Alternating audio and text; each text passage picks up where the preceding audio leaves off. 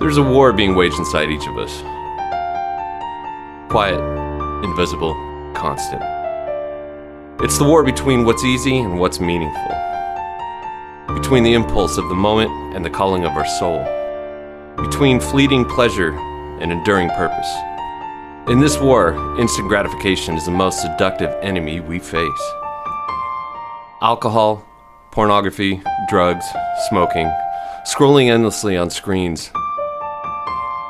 All of them whisper the same promise. Feel better now. And they do for a moment, but what follows is emptiness, a slow erosion of the will, a weakening of the spirit, a numbing of the very fire that makes us human, the drive to create, to grow, to become something more than we were yesterday. You see, the tragedy of instant gratification isn't just that it distracts us. It robs us of the one thing that we can't buy: time. Every dysfunction is a disguised opportunity for salvation. And worse, it fools us into thinking we're choosing freedom, when in truth we're choosing slavery. Slavery to our impulses, to our lower nature, to the cage of comfort. But there is another path. It's not glamorous, it's not easy, but it's real. It's the path of discipline, the path of mastery, the path of delayed gratification. When I choose to quit my vices, I had my fair share. I wasn't just walking away from bad chemicals or bad habits. I was walking away from escape, from the lies I told myself to avoid the discomfort of being fully alive. This is the only hope. What can you do about it? I chose instead to pick up a bow and arrow and do archery, not because it offered a quick fix, but because it demanded my presence. I chose music not to be famous, but to lose myself in the endless complexity of sound and emotion. This is fun. He was really happy. You can transform your entire personality by becoming the observer.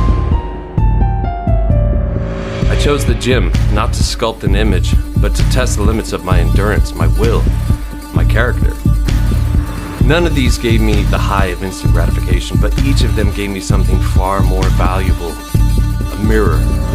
But our responsibility is clear. They showed me who I really was. Maybe it's possible. They exposed my impatience, my ego, my excuses. And slowly, day by day, repetition by repetition, they began to shape me into something I could respect. Not someone perfect, but someone that's awake. Philosophers have always taught us that freedom is not the absence of restraint, but the mastery of self. Better tomorrow. Marcus Aurelius, the Roman emperor and Stoic philosopher, wrote, "You have power over your mind, not outside events. Realize this and you will find strength." To discipline the mind is not to kill desire, it's to elevate it. To turn raw impulse into focused intention. To trade the sugar rush of the now for the strength of tomorrow. And here's the truth no one ever tells you. Discipline is not punishment. It's liberation. It's freedom. Because when you're no longer a slave to what you crave, you're free to pursue what you love. A wonderful time living his life. If you are constantly avoiding pain, then pain is running your life. You are here to discover the deepest truth about yourself. When you say no to the bottle, the screen, the smoke, the cheap thrill, you're not depriving yourself. You're investing in yourself. You're reclaiming your time. You're channeling your energy into art, into craft, into music, into movement.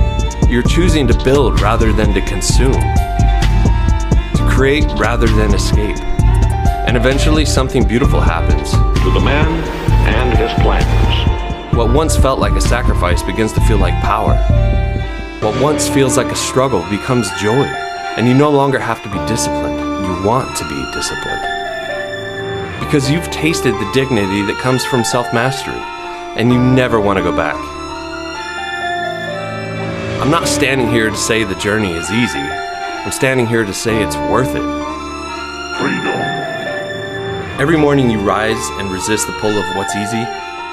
Every time you choose to train, to play, to write, to lift, to aim your arrow. Every day you sharpen your skill and deepen your presence. You're stepping into your true self. Not the version of you that begs for comfort, but the version of you that's born for greatness. So if you're at war with instant gratifications, good. That means you're awake. That means you're alive. Use that fire. Discipline your mind. Pick up your instrument, your barbell, your bow, and let your life become your masterpiece.